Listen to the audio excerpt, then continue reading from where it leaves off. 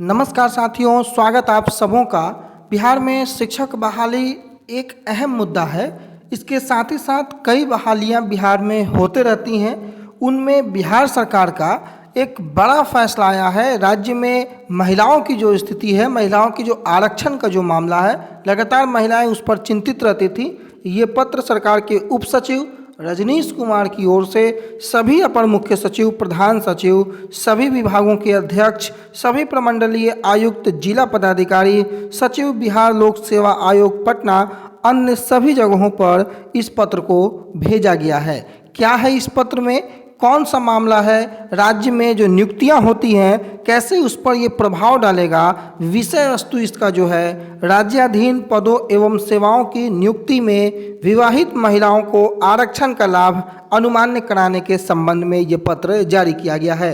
अगर आप कहें तो अभी जस्ट बिहार में जो शिक्षक बहाली हुई है उसमें कई तरह की समस्याओं का सामना करना पड़ा है। विगत दिनों में भी जो बहालियां हुई हैं या फिर भविष्य में जो प्रस्तावित बहाली है 7वें चरण की, उनकी महिलाओं की जो स्थिति है उनमें भी कई प्रकार के प्रश्न हैं। शायद आपके इन प्रश्नों का जवाब आज इस वीडियो में मिल जाएगा। 2/9/2022 यानी कि 2 सितंबर को ये पत्र जारी हुआ है। ये बड़ा पत्र है, बड़ा फैसला है। क्या कुछ है इसमें आप देखें। इसमें लिखा गया है, महोदय, निर्देशानुसार उपयुक्त विषय के संबंध में कहना है कि वैसी विवाहित महिलाएं, बड़े ध्यान से समझिएगा, वैसी विवाहित महिलाएं जिनके पिता बिहार राज्य के मूल निवासी हैं परंतु उनके द्वारा अपने पति के नाम एवं पते से निर्गत स्थायी निवास प्रमाण पत्र को राज्याधीन पदों एवं सेवाओं की नियुक्ति में आरक्षण के प्रयोजनार्थ प्रस्तुत किया गया है, उसका मामला विचाराधीन है। यानी कि उनके पिता बिहार राज्य के मूल निवासी हैं लेकिन उनके द्वारा अपने पति के नाम एवं पते से जो निर्गत स्थायी प्रमाण पत्र है उसको राज्याधीन पदों एवं सेवाओं की जो नियुक्ति है उनमें आरक्षण के प्रयोजनार्थ यानी कि उसके उपलक्ष्य में प्रस्तुत किया गया है और ये मामला जो है वो विचाराधीन है। दूसरे महत्वपूर्ण पॉइंट को आप देख लीजिए कि उल्लेखनीय है कि तत्कालीन कार्मिक एवं प्रशासनिक सुधार विभाग द्वारा जो निर्गत परिपत्र संख्या 70 जो कि 11/6/1996 को यह स्पष्ट प्रावधान किया गया है कि राज्य की जो सरकारी सेवाएं हैं उनमें सभी श्रेणियों की संपूर्ण आरक्षित जो रिक्तियाँ हैं बिहार में निवास करने वाले आरक्षित वर्ग के लिए ही उपलब्ध होगी। क्योंकि सरकारी सेवाओं में बिहार निवासी आरक्षित वर्गों का प्रतिनिधित्व हमेशा से अपर्याप्त है। राज्य सरकार ने यह भी निर्णय लिया कि राज्य की जो सेवाएं हैं उनमें सभी श्रेणियों की आरक्षण की सुविधा उन्हीं उम्मीदवारों को मिलेगी जिनका अस्थायी निवास बिहार राज्य में है, अर्थात जो बिहार राज्य के मूल निवासी हैं। लगातार प्रश्न उठता है कि सर डोमिसाइल का क्या होगा, शादी बिहार राज्य के बाहर हुई है, पिता के नाम पर बनेगा या पति के नाम पर बनेगा। इन सभी मुद्दों को लेकर के थोड़ा सा क्लैरिफिकेशन आपको ज़रूर मिलेगा। जो कुछ लिखा है मैं उसको आपको पढ़कर स्पष्ट कर देता हूँ। तीसरा जो महत्वपूर्ण पॉइंट है कि इसी प्रकार बिहार अधिनियम 15/2003 में ये प्रावधान किया गया है कि राज्य के मूल निवासी ही बिहार अधिनियम 3/1992 के अधीन राज्य में आरक्षण का लाभ प्राप्त कर सकते हैं। अगर बिहार राज्य के मूल निवासी आप नहीं हैं तो आप लाभ नहीं प्राप्त कर सकते हैं।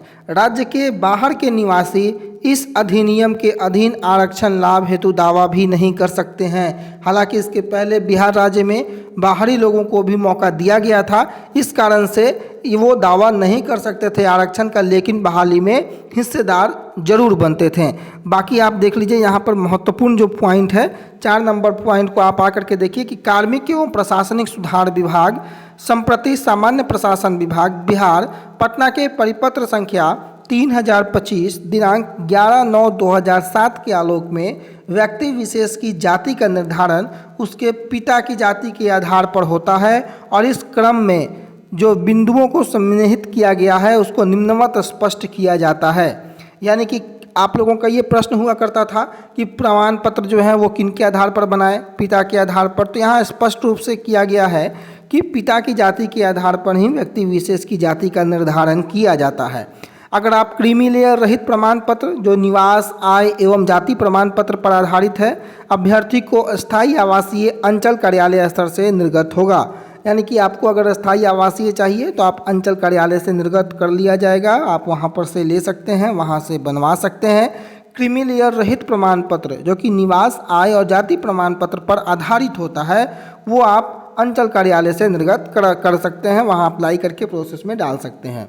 चूँकि आरक्षण की सुविधा बिहार के मूल निवासी को ही देय है, अतः इसका निर्धारण अभ्यर्थी यानी कि जो विवाहित महिला सहित, इसमें स्पष्ट रूप से ब्रैकेट में दिया गया है कि आरक्षण की सुविधा बिहार के मूल निवासी को ही मिलेगा, इसका जो निर्धारण है वो अभ्यर्थी के पिता के मूल निवास के आधार पर किया जाएगा। यानी कि आपके पिता का जो मूल निवास जहाँ का है उसी के आधार पर आपकी भी जो आवासीय है उसका निर्धारण किया जाएगा। भले ही आप विवाहित महिला क्यों ना हो, आपके पिता के मूल निवास के आधार पर आपका निवास जो है वो आगे प्रोसीड करेगा। तीसरा महत्वपूर्ण पॉइंट है कि बिहार सेवा संहिता के परिशिष्ट 14 नियम 169 के आलोक में विवाहित महिलाओं का अपने पति के साथ रहने की स्थिति में उनके पति के आवास के आधार पर निर्गत आवास प्रमाण पत्र संबंधित विवाहित महिला के आरक्षण का आधार नहीं होगा। फिर से इस पॉइंट को समझिए, बिहार सेवा संहिता के परिशिष्ट 14 नियम 169 के अंतर आलोक में विवाहित महिलाओं का अपने पति के साथ रहने की स्थिति में, यानी कि अगर कोई विवाहित महिला अपने पति के साथ रह रही है, उस स्थिति में उनके पति के आवास के आधार पर, यानी कि जहां उनके पति रहते हैं उनका घर है, उसके आधार पर जो आवास प्रमाण पत्र निर्गत होगा संबंधित, यानी कि उस महिला यानी कि उनकी पत्नी का संबंधित विवाहित महिला के आरक्षण का आधार ये नहीं माना जाएगा। ये महत्वपूर्ण पॉइंट है। अतः ऐसी विवाहित महिलाएं जिनके पिता बिहार राज्य के मूल निवासी हों तथा उनके द्वारा आरक्षण हेतु पति के आवास के आधार पर दावा किया गया हो, तो उनके द्वारा प्रस्तुत किए गए दावे को उनके पति के आधार पर निर्गत अस्थायी प्रमाण पत्र के आधार मात्र दोषित नहीं किया, आधार मात्र पर वंचित नहीं किया जा सकता है। यानी कि स्पष्ट क्लैरिफिकेशन यहाँ पर किया गया है कि ऐसी महिला जिनके पिता जो हैं वो बिहार राज्य के मूल निवासी हैं तथा उनके द्वारा अगर आरक्षण हेतु पति के आवास के आधार पर दावा किया गया है, तो उनके द्वारा प्रस्तुत किए गए दावे को उनके पति के आधार पर निर्गत अस्थायी निवास प्रमाण पत्र के आधार पर वंचित नहीं किया जा सकता है, क्योंकि उनके पिता जो हैं बिहार राज्य के मूल निवासी हैं और ये बड़ा डिसीजन जो है वो सरकार का है। ये रजनीश कुमार सरकार के उप सचिव, आप इसे अपने स्तर पर भी, मैं इसको Telegram let's grow with Randhir, अगर आप टेलीग्राम में डालेंगे वहाँ आ जाएगा, मैं इसका PDF आपको वहाँ भेज दूंगा, आप इसको और अच्छे से पढ़ सकते हैं। लेकिन महिलाओं के लिए यह बहुत ही महत्वपूर्ण आरक्षण का मामला है। और सबसे महत्वपूर्ण जो है कि जिन महिलाओं की, जो विवाहित महिला हैं, अपने पति के साथ जो रह रही हैं और पति के आवास के आधार पर निर्गत जो आवास प्रमाण पत्र है उस विवाहित महिला के आरक्षण का आधार नहीं होगा।